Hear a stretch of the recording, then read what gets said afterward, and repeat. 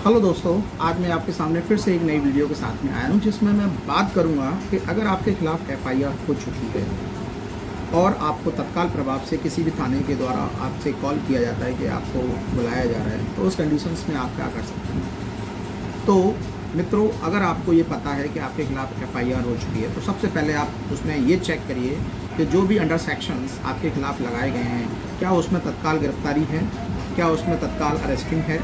तो अगर ऐसी चीज़ें हैं तो आप उस कंडीशंस में सबसे पहले ये देखिए कि वो कंपाउंडेबल केसेस है या नॉन कंपाउंडेबल केसेस है, बेलेबल ऑफेंस है या नॉन बेलेबल ऑफेंस है। यहाँ पर आप एक छोटे से इस सुझाव के लिए आप किसी भी अधिवक्ता साथी का क्या मतलब आप उनको कर सकते हैं जो आपको जानकारी देगा। और यहाँ पर आपको सबसे पहले मूव ऑन होना है एंटीसिपेटरी बेल के लिए, जिसे हम अग्रिम जमानत बोलते हैं। अगर एंटीसिपेटरी बेल उस कंडीशंस में आपकी बनती है तो आप उसको ज़रूर लीजिए, ठीक है, आप उसको चैलेंज कीजिए।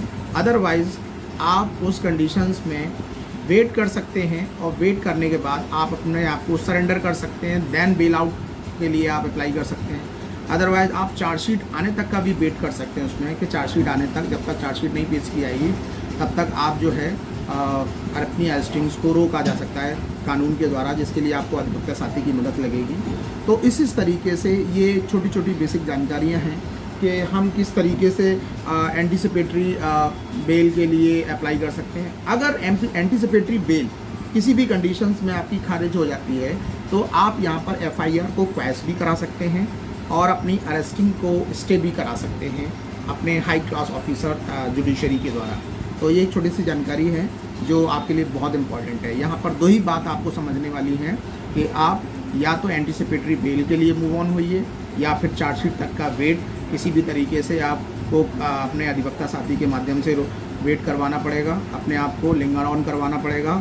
तीसरा है कि आप वहाँ पर एफआईआर को क्वैश कराकर उस पर अरेस्टिंग को स्टे ले सकते हैं। ये तीन तरीके से आप अपने कोर्ट में कोर्ट की जानकारी होने पर आप अपने आप को बचाव ले सकते हैं। और साथ ही साथ आप यहाँ पर पुलिस स्टेशन के द्वारा आए गए किसी भी कॉल्स पर आप अधिकारी संबंधी व्यक्ति से सीधे एक ही बात बोलेंगे कि अगर आपके पास 41A का नोटिस लीगली आया है, हमें भेजा है क्योंकि हमें कोई जानकारी नहीं है, तब तक आप अपने आप को थाने या पुलिस स्टेशन पर ले जाने की आवश्यकता नहीं है। Thank you.